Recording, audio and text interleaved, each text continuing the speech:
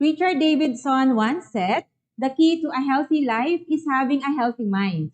Greetings of good health and peace, my healthy Rific learners. Welcome to the most fascinating FB live streaming, where exchange of learnings and ideas overflow here at Valenzuela FB Live. I'm your live streaming teacher, Amorita De Angeles from PR San Diego Elementary School. Are you ready for another good interactions, better learnings, and best exchange of knowledge in Health 6? Let me check your readiness by typing your name, the name of your school, and your teacher's name in the comment section below. Please be reminded of the following that you need to follow throughout the discussion. M. Make sure to find a comfortable and quiet place to study. A. Avoid multitasking. B. Participate actively. E. Express yourself in a respectful manner. And H. Have fun and be safe. Here are the different learning competencies that we will be discussing for today's lesson. 1. Explain the effects of a noisy environment. 2. Suggest ways to control or manage noise pollution. 3. Explain the effects of pests and rodents to one's health. And 4. Practice ways to prevent and control pests and rodents. Look at this picture. Will you give a word describing this picture? I'll give you 10 seconds to type your answer.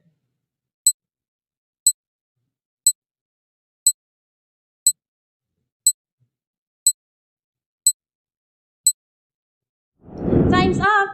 If your answers are pollution, dirt, problems, and unhealthy, you are right. The picture is related to problems brought about by dirty surroundings, which can cause pollution and unhealthy body. Now, let us try this activity. Identify some of the problems brought about by water and air pollution. Write WP if the picture below is connected to water pollution and AP if it is connected to air pollution. Use the chat box to answer the following. 1. Smoke belching vehicle.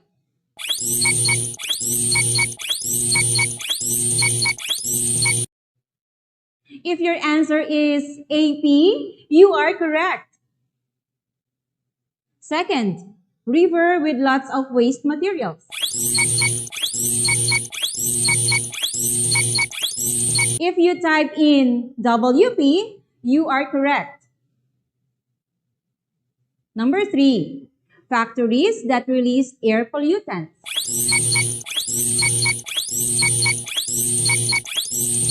If you keyed in AP, that's great. Number 4, residents that throw their garbage in the river.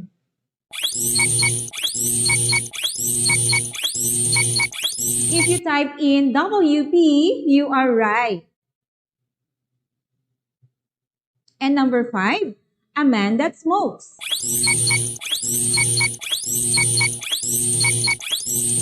I can see that most of you answered AP and you are all correct. Kindly type in your score in the chat box. If you got it all correctly, you are great. Learners, do you know that there are other kinds of pollution aside from water and air pollution? What do you think this picture creates?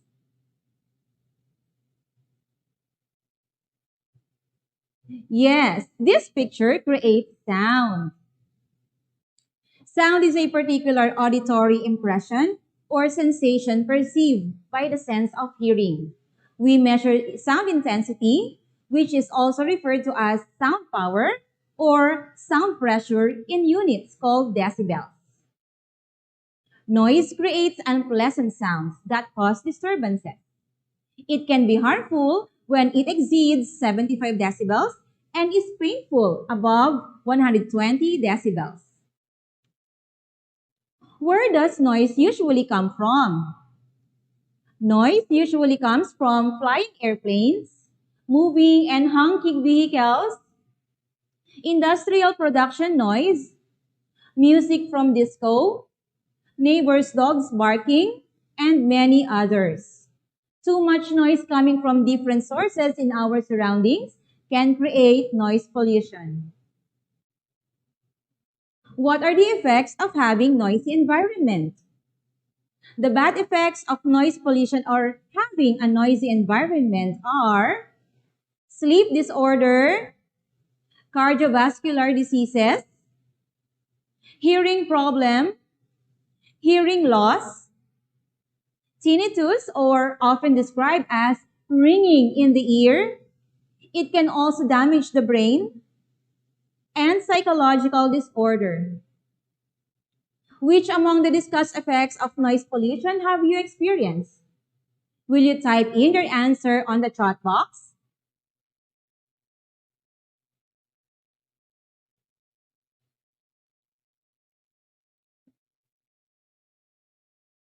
Thank you for your responses, learners. All of us wants to avoid these problems. We need to find ways on how to control or manage them.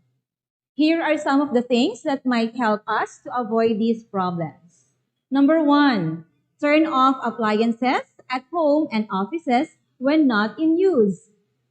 Number two, shut the door when using noisy machines. Number three, use earplugs. Number four, lower the volume. Number five, stay away from noisy area. Number six, follow the limits of noise level. Number seven, go green by planting trees. If you can follow the different ways to control or manage noise pollution, please click the like react button, and if not, click the sad face reaction.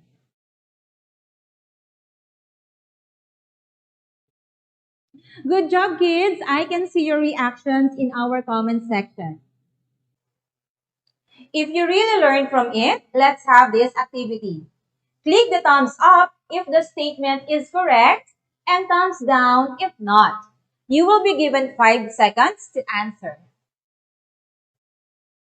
Number 1. Setting the volume to maximum level when listening to music.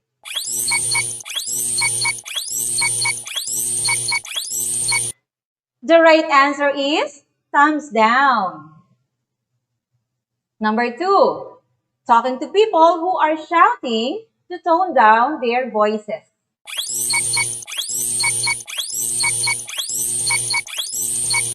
And the correct answer is thumbs up. Number 3. Shutting the door and window when it's too noisy outside.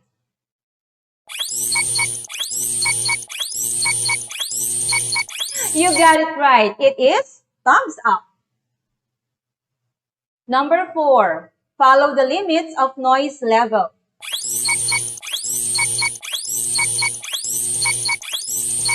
And the right answer is thumbs up again. Number 5. Turn on all appliances even when not in use.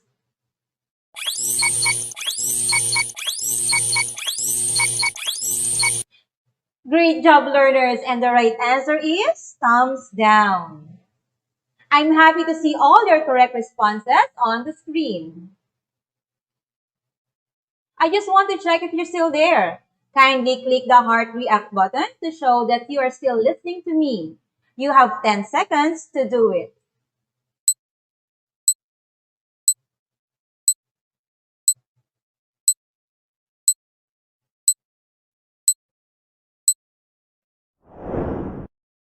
Always remember that our health is our wealth. Keeping our environment clean and eating nutritious food produce a healthier you. If you want to maintain your good health, we also need to avoid and be aware of these pests and rodents that carry diseases which are harmful to our health. Take note that some species of rodents are also the common invaders in the human environment. And these are rats, mice, marmots, hamsters, guinea pigs, voles, gophers, and squirrels. To properly understand the dangers of rodents at home, one must know the basics of how diseases can spread. Transmission of diseases usually occurs through several routes. 1. Exposure to infected rodent waste, including feces, urine, saliva, and nesting material. 2. Bites from infected rodents or insects. 3. Handling of infected rodents or insects. Some viruses can transfer from skin-to-skin contact with no bite or scratch mark necessary. Here are some diseases inflicted by pests and rodents. 1. Dengue fever, caused by a certain species of mosquito that carries the dengue virus. 2. Malaria. Anopheles mosquitoes carry malaria parasites. 3. Leptospirosis. It is caused by a virus found in the urine of rodents. 4. Skin lesions. These are bites from fleas and mites that are painful, itchy, and can cause allergic reactions. 5. Diarrhea. Infections from other organisms and preformed toxins. 6. Cholera. An acute diarrheal illness caused by infections of the intestines with Vibrio cholera bacteria. 7. Dysentery, caused by contaminated food. Now, I want everyone to type in rodents in the comment section. You have 10 seconds to do it.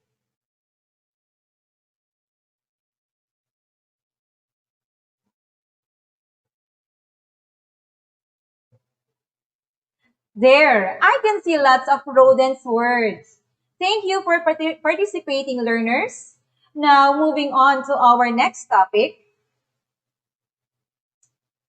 These are the reasons why we should clean and maintain the good condition of our surroundings.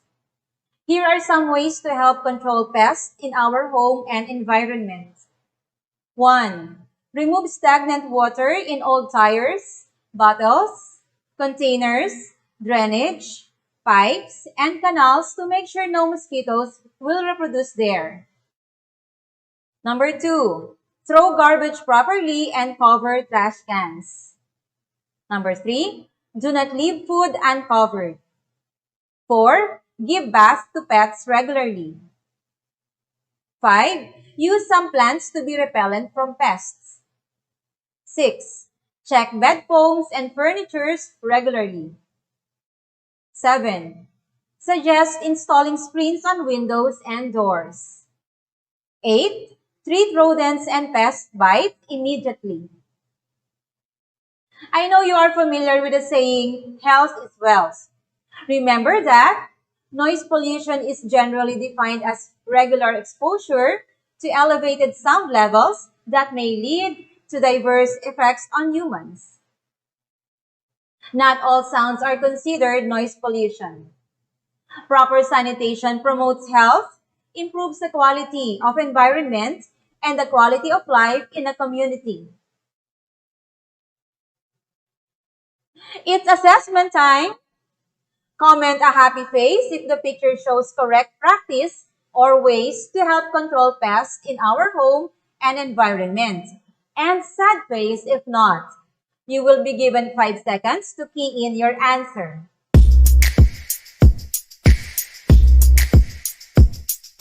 And the answer is happy face. Number 2. The correct answer is sad face. Number 3. The correct answer is happy face. For number 4, that's right, it is sad face. And for our last number,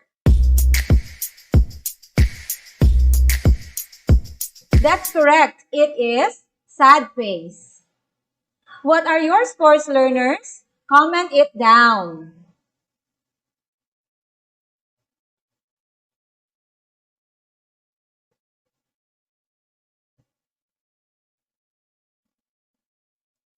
For our additional activity, write some ways to address poor environmental sanitation by completing the graphic organizer.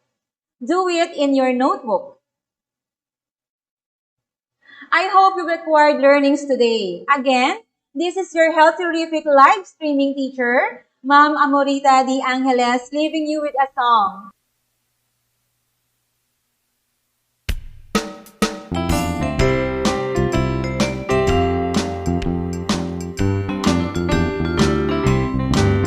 Be good, be kind, be responsible all the time. Value your health, value your life, value the gift of good. Health is wealth, health is wealth. Always remember that in order to be safe. Health is wealth, health is wealth. Always remember that health is wealth. Take care and God bless. See you next time, learners.